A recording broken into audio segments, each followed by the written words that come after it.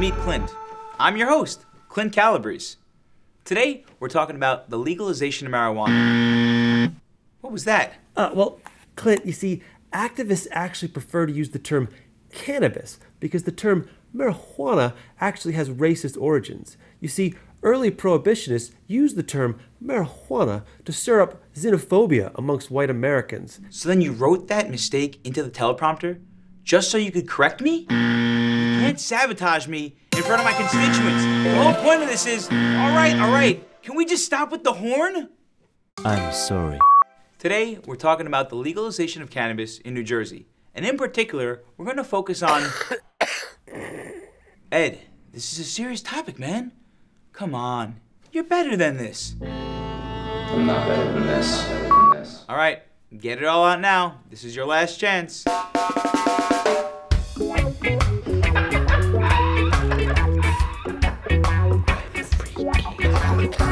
Can I talk now? Today, we're going to be focusing on the social justice aspects of cannabis legalization. For more insight on some of the damaging effects cannabis prohibition has had on New Jersey communities, we spoke with Sarah Fajardo, Policy Director at the ACLU, New Jersey. We started our work really looking at arrest rates in cannabis-related arrests. And we're talking low-level possession arrests, and we found that 3 black folks for every 1 white person was arrested, despite research that was making it very clear that people across race use cannabis at the same rate. The ACLU study clearly showed us legislators that people of color were being arrested for cannabis possession at a higher rate than white citizens. But the consequences of an arrest can go well beyond the initial sentence. It would take me away from my job. It would maybe interrupt my child, custody. It could have lasting effects. Having that record could have lasting effects on access to housing, education, and we understand all of those impacts for one person, but it really has ripple effects for a family, a community, across generation. Ending the prohibition of cannabis is a good place to start.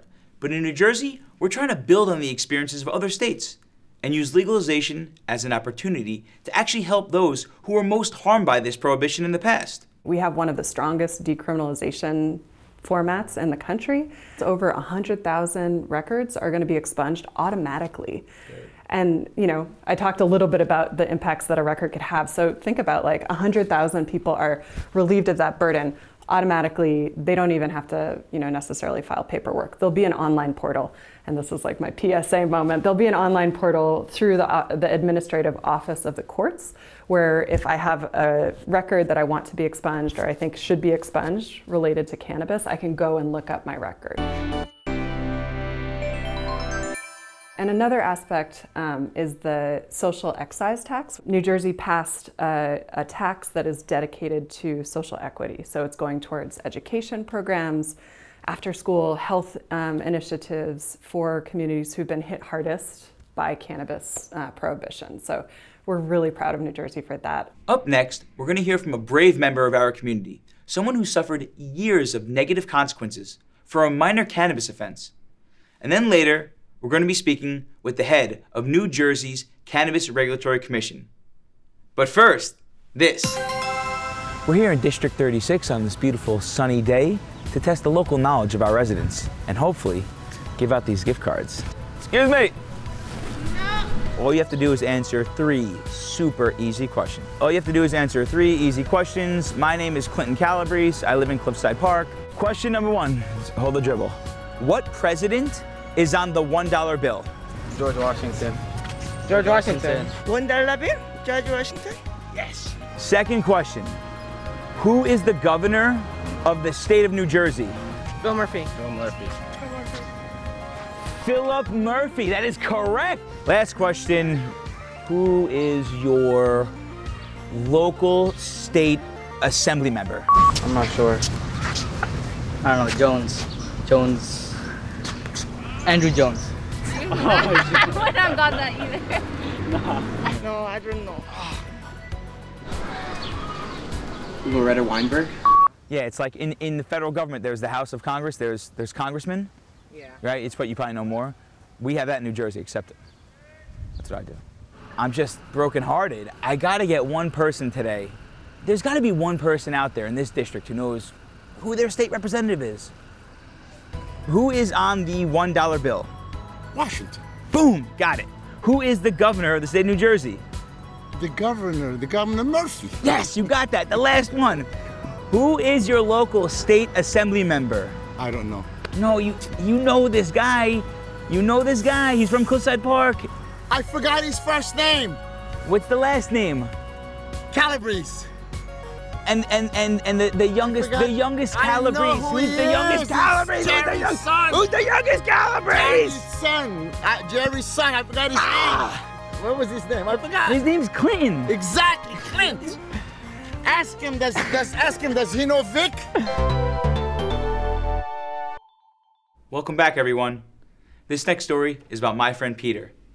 At a young age, he had to deal with a minor cannabis infraction, and that left lifelong consequences. Something that I hope no one else has to go through. Here's his story. It's about time.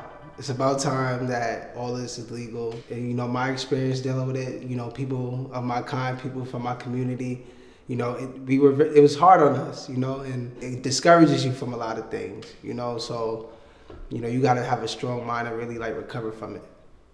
Yeah, I can't imagine how much stress and pressure that put on you and your family at large.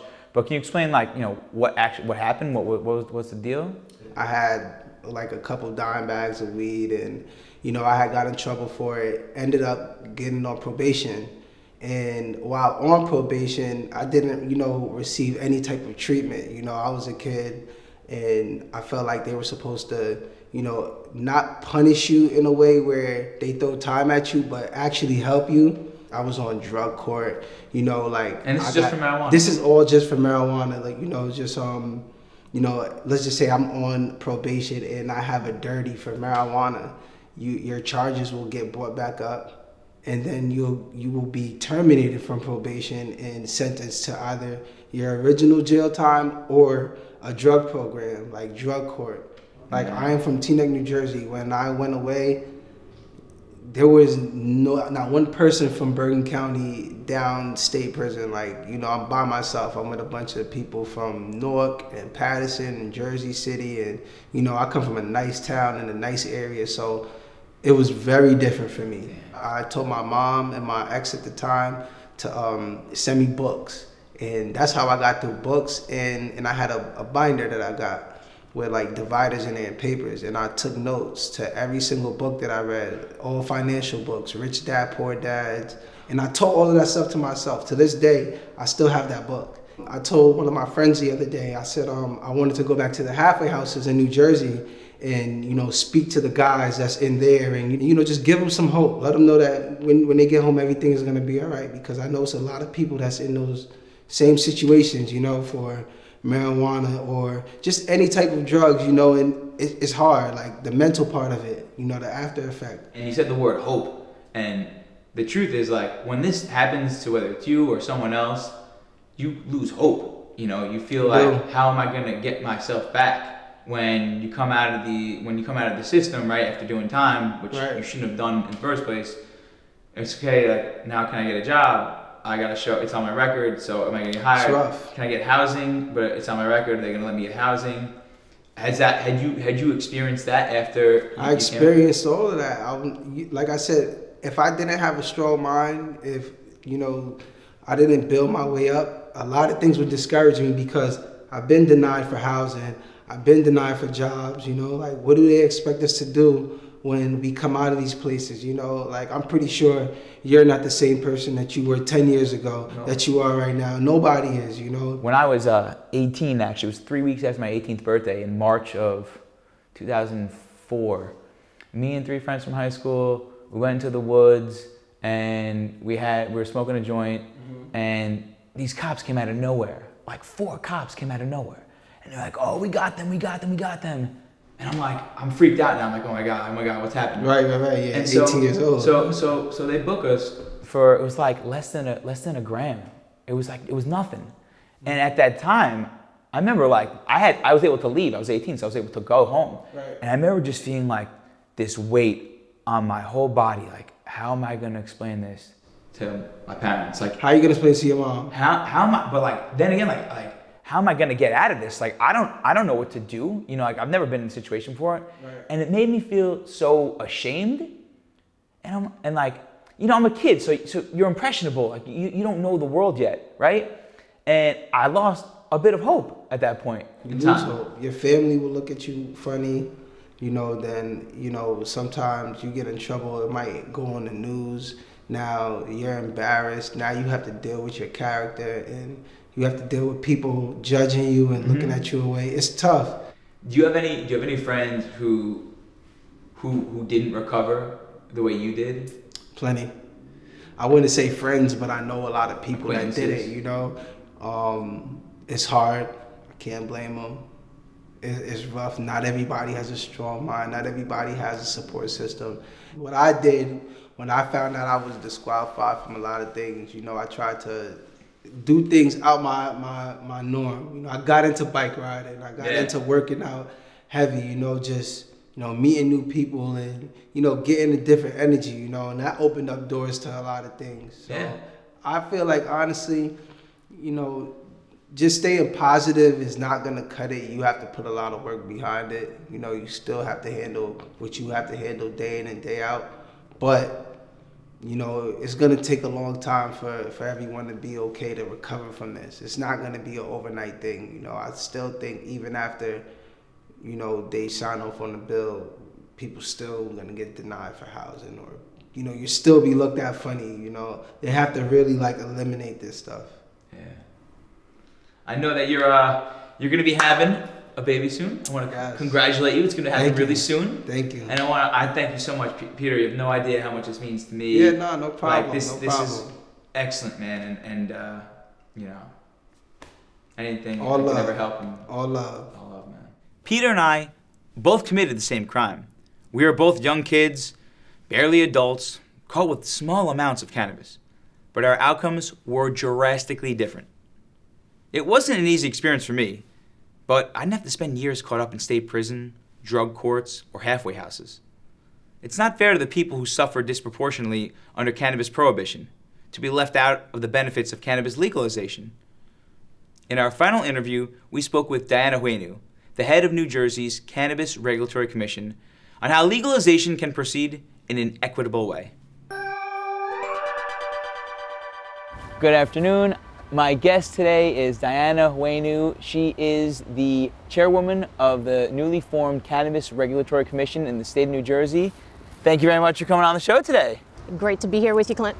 Dianna, can you just give us a little explanation of how you came to be in this position? Great question. It's an interesting journey. You know, 5 years ago, I worked with the ACLU of New Jersey as policy counsel, and in that role I was responsible for leading their statewide coalition to legalize cannabis for adults, and doing so with a racial justice focus. And then for 2 years I worked in the governor's office working on criminal justice issues and immigrants' rights matters. And then November 2020, the governor came to me and approached me with this opportunity. He wanted me to lead the newly formed Cannabis Regulatory Commission. And so it was a bit surreal because you know, having worked as an advocate, pushing for a monumental change, and now being put in a position where I'm actually implementing that change, it's a dream come true. Well, I'm excited that you're leading the charge, because a few years ago, and I brought this up when we spoke before, is that I heard you speak as a group of panelists in the War Memorial, and you were brilliant, and I left saying, dear God, I hope that she is in some capacity part of this thing, whatever it was, and we didn't know what it was at that point because it hadn't been legalized yet. But now fast forward a few years, New Jerseyans in November, we overwhelmingly vote in support of legalization. And now, can you explain to me what's happening with the CRC? Like what's going out from now until, I guess, the end of August? So the CRC just launched. We started officially on April 12th. And in the short time that we've been operational, we've gotten a lot of work done. We've had a few public meetings. Our most recent public meeting was one that was dedicated to hearing from the public about what they wanted to see in equity programs as we build out the cannabis industry. So the commission has a lot of work to do. We have to develop the policies and the rules that are going to govern the adult use industry, as well as the medical cannabis program as well. So we'll be drafting policies so that folks who want to get into the business, they know how to apply, what the requirements are going to be, and hopefully, you know, stay in the industry and operate successfully so that we can provide safe, quality products to patients and consumers. And I believe there's 6 different licenses? That's right. So can you just give us a broad overview of those licenses, and then if we could just have like a how to apply? So we don't have a formal way to apply just yet. It's the one thing that I know everyone is eager to get to, and I am too, genuinely. But so there are classes available for everything from cultivators to retail, and that includes manufacturers. So if you want to actually develop products or extracts, you know, distribution services, wholesalers, delivery licenses. These are going to be really the key foundations on which our marketplace is going to be built. So it comes with a lot of opportunities for people to get involved in the game. And as the commission is developing its rules, you know, we're seeking input from the public. What do you want to see here? What are some of the barriers that people might face when they're trying to get into this industry? We know it's typically a high cost entry. It usually requires a lot of startup capital to be involved in the cannabis industry, but we want to help create opportunities for everyday New Jerseyans who want to be entrepreneurs. So luckily, our legislation allows us the flexibility to issue licenses to micro businesses. These are small operations with no more than 10 employees that are really going to be like our local community stores and business operations. And those micro businesses can be anything from grow to retail as well. So I'm really excited for the community to really become a part of this and for people to buy local. Is there a cap on the number of the micro business licenses? No cap. So that means the opportunities are endless, and we really want to set up an industry that reflects the diversity of the state.